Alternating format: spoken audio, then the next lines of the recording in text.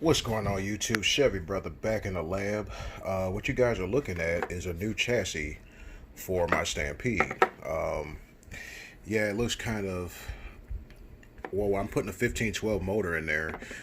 There's a little hump here, you have to grind that off in order to put the motor in, and that's how mine came out. I don't think I let the chassis sit in the boiling water long enough. It didn't, penetrate into this part here too good. It's a little splotchy. It looks pretty cool. What I used on here, a lot of people are curious on the color. It's actually a RIT dye. It's called Aquamarine by RIT.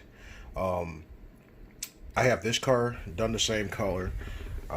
If you guys looked at my previous videos, we'll come over here.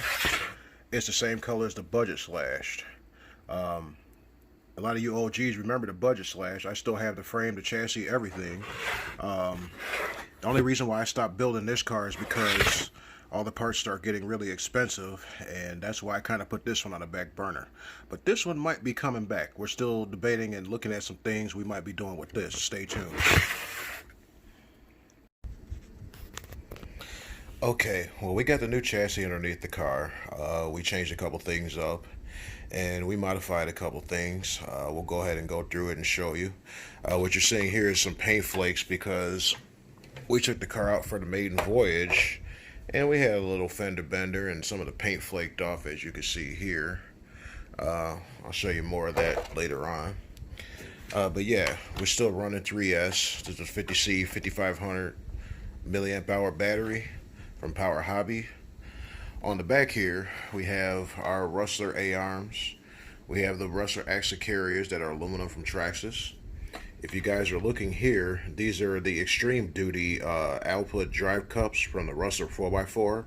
I actually grafted these onto the heavy duty drive shafts here because I was trying to find the drive shaft for the Rustler 4x4 here in my area. They're hard to find, and I basically ordered just the tubes here thinking that they will fit onto the heavy duties. They don't. They're a little bit beefier and fatter. So I did this mod on the back and the front. Okay. The springs here, I have no idea what they came off of because I actually got them with my Telluride when I bought it. They were on a set of shocks there. These are aluminum, the shocks here. These are I think these are for a Slash or either a Stampede RPM A-arms. They were on the Telluride when I got it also. So I don't know what they came off of, but I believe they're for a Slash. And the inside here, everything is RPM inside of there too. Axle carriers, C-hubs, everything. I do have the heavy duty Rustler 4x4 output drive on this one because this one broke. This side is just stock heavy duty. We're still, trying to get this axle thing handled. I just whipped this up to run it. But also too, I wanted to show you guys another mod I did. If you look at my gearbox here, you can put mod 1. I changed the transmission up on here. The gear ratio, I'm not scared to show it. It's 24 on the pinion, 36 on the spur. Now, let me tell you a little secret now. When you go to put a gear in, a pinion gear this big, you're going to have to grind the motor mount. Let's see if I can get my finger in here. Matter of fact, let me see if I can point to it. Okay. You're going to have to grind the motor mount like right about here and here at the side of the frame to make this clear, if you can see that.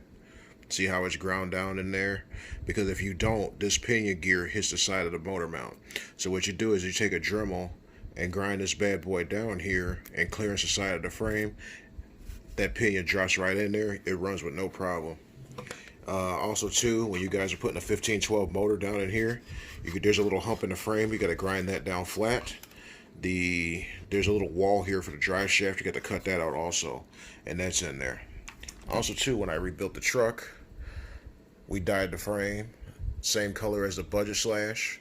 We also put new bulkheads in there. I got a couple scratches because we were out running just on a shakedown run. Put the wheelie bar back on. Let you guys check that out. We also fixed the bum motor plate. We got fresh bearings inside of it, all 4 corners, including in the diffs. The thing I've noticed when I looked in here, when I took it apart, Somehow my old pinion gear got in my clutch and broke some of the shoes off in the clutch there. So I don't know if I'm going to be replacing the shoes or am I going to go with a slipper eliminator. I don't know yet. I'm still deciding. I took this car down the road on a shakedown run. This thing runs really good. I mean, it gets top end like crazy. It covers my street like no problem. The gear ratio that's in here now on the 2436, it's a 1.1 and a half to 1 gear ratio. So this thing really gets down. But the only thing that you got to be careful of is watch your temps. You can make a couple passes down the street, but always keep an eye on your temps. The motor gets hot now. The ESC still runs cool. So I just got to keep an eye on my motor temps, do a couple passes, and then do a cool down. But yeah, that's it. That's all I got for now. So rate, comment, subscribe, give me a thumbs up, and as always, keep RC and keep wrenching. Peace.